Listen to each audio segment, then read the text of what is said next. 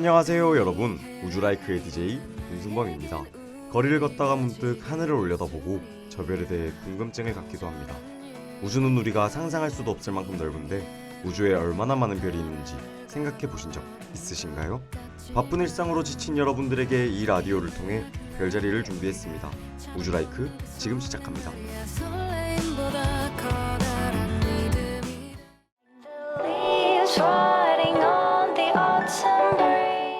진행에 앞서 오늘 저와 함께 이야기를 나눌 게스트를 소개하겠습니다. 안녕하세요. 안녕하세요. 저는 김지윤입니다. 평소 우주라이크를 재미있게 들었는데 오늘 이렇게 같이 이야기할 수 있도록 초대해 주셔서 감사해요.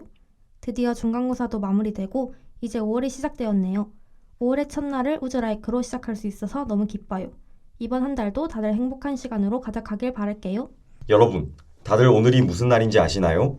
5월의 첫날인 오늘은 바로 근로자의 날이에요. 이날은 미국에서 처음 제정된 기념일이에요. 우리나라도 근로자들의 노고를 위로하고 근무 의욕을 높이기 위해 5월 1일을 근로자의 날로 제정했대요. 오, 그렇군요. 직장인들에게는 정말 기다려지는 기념일 중 하나일 것 같네요. 그럼 오늘 소개해 주실 별자리는 무엇인가요? 오늘 이야기할 별자리의 힌트를 드릴게요. 태양은 해마다 11월에 이 별자리를 지나가고 여기엔 1등급 별이 없다는 것이 특징이에요. 그리고 한때는 다른 별자리의 일부였던 적도 있어요. 방금 살짝 떠오른 별자리가 있긴 한데 잘 모르겠어요. 또 다른 힌트는 없나요?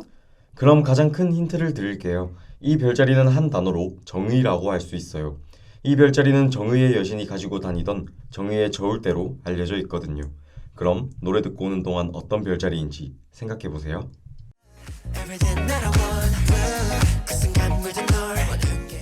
노래 듣고 왔습니다. 어떤 별자리인지 다들 생각해보셨나요? 저는 정이라는 힌트를 들으니 딱 생각나더라고요. 저울 접시 모양을 닮은 별자리, 천칭자리 맞죠? 네, 정답입니다. 오늘 소개해드릴 별자리는 바로 천칭자리예요. 천칭자리는 황도 12궁의 제7궁으로 양력 9월 23일 추분부터 10월 20일 사이에 태어난 분들의 탄생 별자리예요. 이 별자리에 속하시는 청취자분들이라면 오늘의 라디오가 더 재미있게 들릴 것 같네요. 그런데 조금 전 청칭자리가 한때는 다른 별자리의 일부라고 하셨는데 그럼 과거에는 다른 별자리에 속해 있었다는 건가요? 맞아요. 천칭자리는 원래 전갈자리의 집게발이었다가 기원전 1세기경에 분리되었어요. 일각에서는 1년에 12달을 상징하는 12궁의 수를 맞추기 위해 독립한 것으로 보고 있어요. 이는 천칭자리의 알파, 베타별의 그 흔적이 남아있죠. 알파별인 주벨 엘게누비의 뜻은 전갈의 남쪽 집게발이고 베타별인 주벤 에샤미리의 뜻은 전갈의 북쪽 집게발이라는 뜻이에요. 이처럼 천칭자리는 황도 12궁 중 가장 늦게 만들어진 별자리이고 물병자리와 함께 생물체를 상징하지 않는 별자리예요. 청칭자리는 봄철 별자리로 육안으로 50여 개의 별을 볼 수 있고 초여름 남쪽 하늘의 처녀자리와 정갈자리 사이에서 관측할 수 있어요. 대부분 3등성보다 어두운 별들로 이루어져 있어 화려하지는 않지만 봄철 별자리인 만큼 옛날 농민들에게는 씨를 뿌리는 시기를 알려주는 역할을 했죠.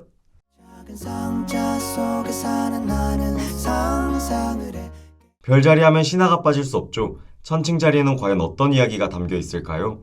천칭자리는 정의의 여신 아스트라이아가 들고 다니던 저울에 대한 신화가 있어요. 여기서 천칭은 정의의 여신인 아스트라이아가 인간의 선악을 재어 그 사람의 운명을 결정하는 데 사용한 저울, 즉 천칭으로 알려져 있어요. 시대가 지나며 사람들이 점점 타락해져 다른 모든 신들은 이에 실망하고 하늘로 돌아갔어요. 그러나 아스트라이아는 유일하게 마지막까지 사람들 곁에 남아있었어요. 인간 세계의 끝까지 남아 정의를 호소했지만 사람들은 이런 마음을 알지 못한 채 악행을 거듭했죠. 이에 결국 정의의 여신도 지쳐 하늘로 올라가 별이 되었다는 이야기예요. 그녀가 사용하던 천칭도 그 옆에서 함께 빛나고 있어요. 동양에서는 이 별자리가 재판과 송사를 담당한다는 의미로 항수라고 부르고 있어요.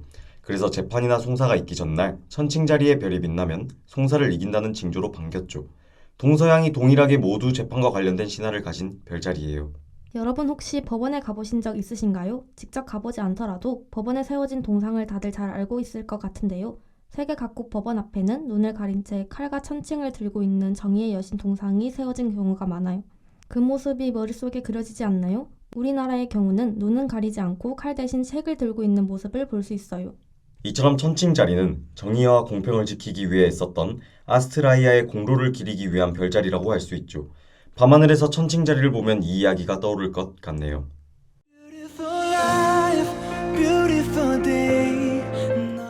천칭자리에 담긴 이야기 다들 잘 들으셨나요? 이번 코너에서는 탄생 별자리 중 천칭자리의 특징을 이야기해 보려고 합니다. 지난화에서 처녀자리는 어떤 특징이 있었을까요? 처녀자리는 자기 주장이 강하고 승부욕이 강하다고 한 것이 기억나요. 감정 표현도 섬세해서 타인의 감정 변화도 잘 알아주는 공감 능력이 뛰어난 것이 특징, 맞나요? 역시 정확히 기억하고 계시네요. 그럼 오늘의 천칭자리는 어떤 특징을 가지고 있을까요? 천칭자리 성격은 사교적인 재능이 뛰어난 특징이 있어요. 사람의 좋은 점을 빠르게 찾아내 많은 사람과 금세 친해지죠. 그리고 사고의 회전이 빨라 하나의 사물을 다양한 시점에서 생각한다는 장점이 있어요. 앞서 천칭자리의 신화는 모두 재판과 관련이 있다고 했죠? 정의의 저울처럼 이 별자리에 속한 사람들은 균형 잡힌 성격을 좋아한대요. 부족하다고 생각하는 부분을 키워 저마다 다른 성격을 가지고 있죠. 또한 감정 표현과 애정 표현이 서툴긴 한데 책임감은 아주 강해요. 또 다른 면으로 감정 표현이 작고 섬세해서 티나지 않을 정도의 작은 감정 표현도 잘 알아채주는 공감 능력이 아주 뛰어나다고 해요. 하지만 이러한 특징으로 인해 오히려 자기 자신에 대해서는 소홀해지는 경향도 있다고 해요. 주변에 천칭자리인 친구가 있다면 이 이야기를 알려주는 건 어떨까요? 물론 재미로만 들으라고 하면서요.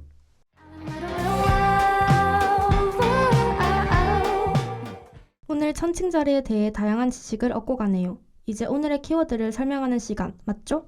오늘의 키워드는 바로 해시태그 명왕성입니다. 태양계 행성이었지만 결국 퇴출당한 슬픈 천체죠. 맞아요. 과거 1930년 미국의 천문학자가 명왕성을 발견하자마자 태양계의 행성이 되었어요. 그러나 2000년대 중반 천문학자들은 명왕성보다 더 멀리서 태양 주위를 공전하고 명왕성보다 크기가 큰 에리스를 발견했어요. 여기서 난간에 부딪혀요. 왜냐하면 명왕성이 행성이라면 명왕성보다 크기도 크고 태양 주위도 공전하는 에리스도 당연히 행성으로 분류해야 하기 때문이죠. 그럼 행성과 나머지 소형 천체들을 구분하는 기준은 무엇일까요? 명왕성의 궤도와 해왕성의 궤도는 교차해요. 248년 동안 태양의 주위를 한 바퀴 도는데 그중 20년은 명왕성의 해왕성보다 태양에 더 가까이 위치해요. 이 상황에서는 태양계의 8번째 행성이 명왕성이 되어야 하는 거죠.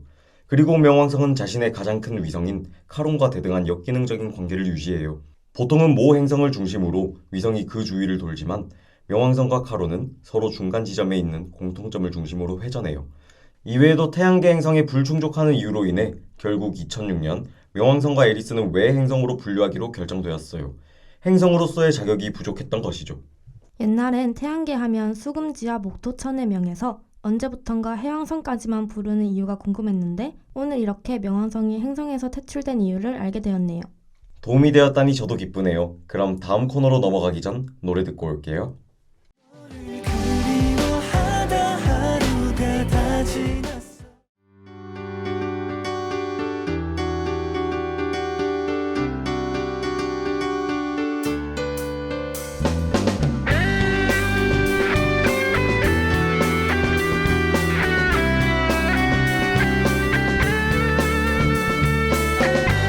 장대방송 함께하는 방송 우리들의 소리 동아대학방송 장대방송 함께하는 방송 우리들의 소리 동아대학방송.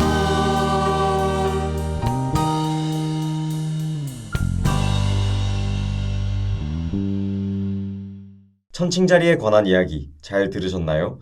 이번 코너는 한울스 플레이리스트 시간입니다. 드디어 제가 기다리던 시간이네요. 오늘은 어떤 곡이 있을지 다들 기대해주세요.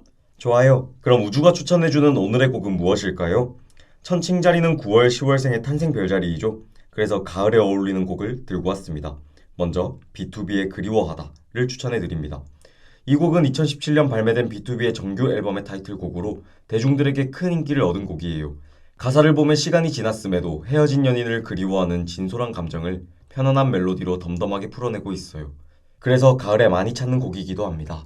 저도 정말 많이 들었던 노래예요. 그럼 다음 곡은 제가 추천해드릴게요. 저는 크러쉬의 뷰티풀을 추천해드립니다. 이 곡은 드라마 도깨비의 OST로 유명한 곡인데요. 차분하게 흘러가는 피아노 선율에 맞춰 희망적이며 슬픈 느낌이 공존하는 게 특징이에요. 드라마 도깨비의 전체를 강통하는 메인 테마인 슬픈 사랑이라는 내용을 잘 표현한 곡이라는 생각이 들어요. 그럼 오늘의 마지막 한울스 플레이리스트는 어떤 곡일까요? 천칭자리는 10월에 속하는 별자리인데요. 10월하면 항상 떠오르는 노래가 있죠. 바로 10월의 어느 멋진 날에. 초등학교에서 리코더로 많이 연주하는 곡이기도 하죠. 이 곡은 2000년에 발표된 곡으로 바리톤 김동균의 대표곡이에요. 원곡도 좋지만 가을의 느낌에 맞게 현악기 버전을 준비했습니다.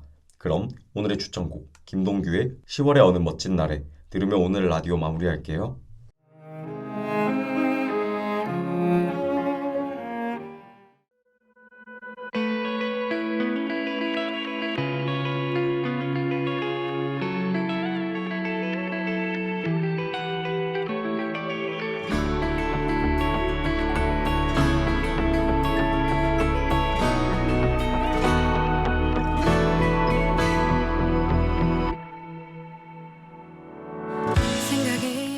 오늘 소개해드린 천칭자리편 다들 재미있게 들으셨나요? 천칭자리에는 다른 별자리에 비해 화려한 별들은 없지만 그 자체만으로도 아름다운 별자리예요. 끝없이 펼쳐지는 우주처럼 여러분들의 무한한 잠재력을 마음껏 발휘할 수 있도록 늘 응원하겠습니다. 우리는 언제 어디서나 멋진 존재이니까요. 오늘의 라디오를 다시 듣고 싶으시다면 유튜브와 다오미디어 센터 홈페이지를 방문해주세요. 지금까지 제작과 송출의 황수빈 PD 수고 많으셨고요. 저는 우주라이크의 DJ 윤승범 김지윤이었습니다. 다음 주에 만나요. 안녕. 안녕. 소중한